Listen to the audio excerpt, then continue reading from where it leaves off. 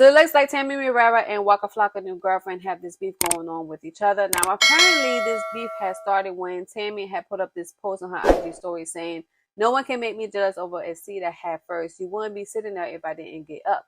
Now Waka Flocka's girlfriend thought that this post that Tammy had put up was reference towards her, that she decided to respond back to Tammy saying, "Being washed up and can't let go of your past is a type of crazy." Now, in the bottom, she goes on and said, "This is the one because it's giving jealousy and bitter." So, Tammy had seen the response that Waka Flocka girlfriend had put out in her IG story for her, that she had went to the neighborhood talk and decided to respond back. Well, not actually to the girlfriend, but gave a fair warning to Waka Flocka saying, "And I'm just waking up at 9 in the morning over here at Waka, we was literally just talking about this last night, your morning. Waka, get her please before I hurt this little girl's feelings. OBTW, that post wasn't even about him nor you, but hit dog holler. You're effing up your seat, Sheen Tammy." Now, Deb had responded back to Tammy's comment saying, "Why we doing this shit on the internet? We don't do this shit." Now, guys, leave a comment down below and let me know how you feel about Waka Flocka new girlfriend coming at Tammy. And now we're gonna go and jump into this next tea. Moniece had went live once again. Now this time she was not talking about the pregnancy of the baby girl that she lost allegedly. Now this time she had went live to expose her husband of cheating on her. So guys, here's the video and let's take a look. And I really hate to have to do this, but this is the only time and this is the only way that people kind of acknowledge, respond, or sometimes even find out for the first time. So I'm going to say this. I don't play with the dead. I do not play with the deceased. I have lost 13 people in 2 years, including my daughter. The reason I switched up on that last slide is because my child, Masika's children, were present. She came out to get my phone because the children had come downstairs. I had to switch it up so my son did not have to see me like that. That's one. 2, God rest my friend's soul.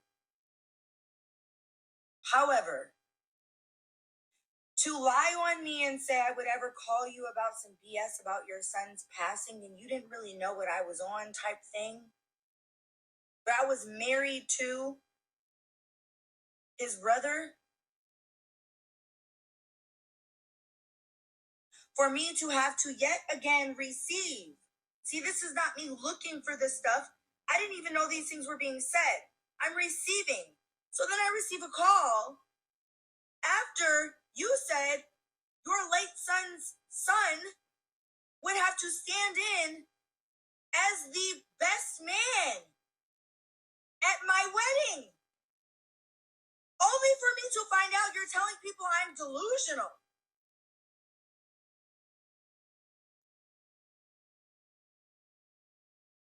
Daryl, you too. You asked me what I needed. I told you what I needed. I haven't slept in 3 days. Bye. Now, with that being said,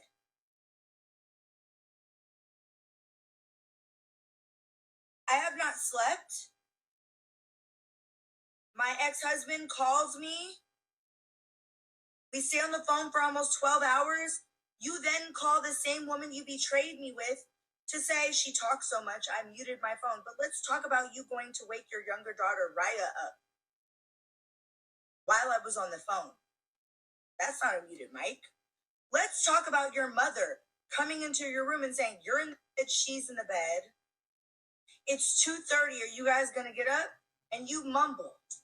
Your mom says, you guys are living life. Come get me when you wake up. You call me this morning after my video from Saturday goes viral. I was asleep, so I didn't answer.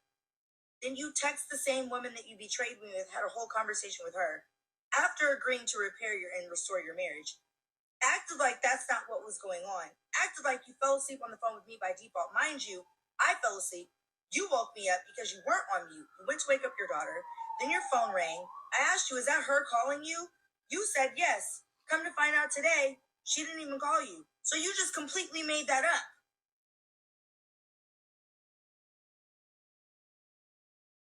Morgan, Hardman, Instead of you calling me to ask me what was going on between me and my husband, you called the other woman.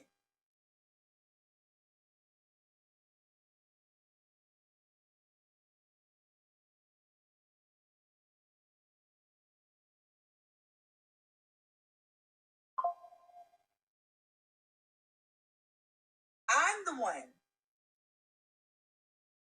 cooking breakfast Saturday morning, listening to gospel music when I caught the stray bullet. Y'all came at me with this information. This was not something I know. I hadn't talked to my ex-husband since December. We're not even 4 months in. Don't call me and tell me, oh, you're better than that, and da-da-da.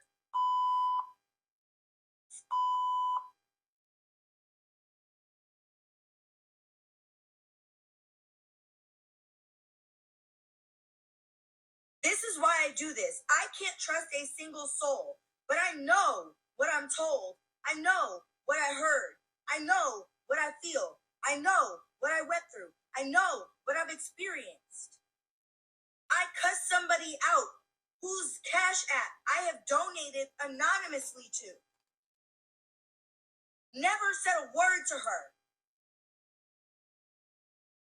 Yet I see you in the comments saying, great acting skills. Did anyone check the last slide? I slide into your DMs. I don't even reply to you publicly. I slide into your DMs and now you're apologizing.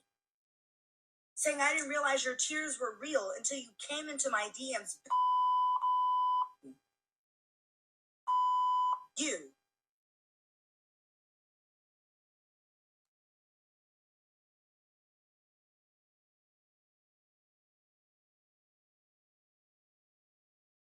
My husband didn't even come into the picture until almost 2 years later. I had an abortion in March.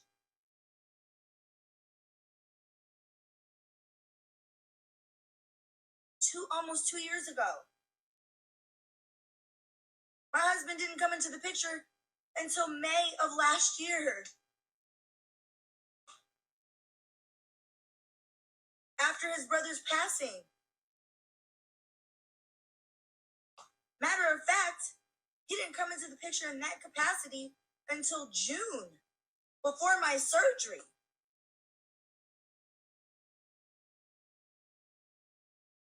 We were married July 12th. So what doesn't make sense? The headline doesn't make sense.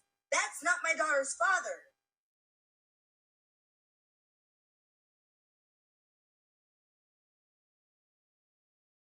My husband didn't come into the picture until I was almost 2 years celibate and single. Literally. My surgery, 2023.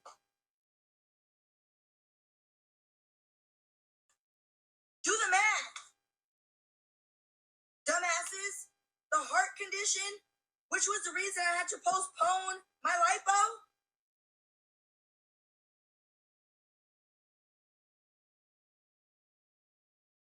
I had to wait a year after my termination to have the lipo.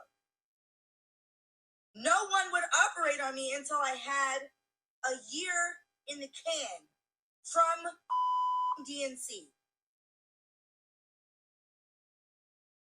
All right, guys, so there you have it. Moniece is out here being pissed off at her ex-husband. So, guys, leave a comment down below and let me know how you feel about this whole situation that Moniece got going on. And I'll see y'all next time with a brand new video. Bye.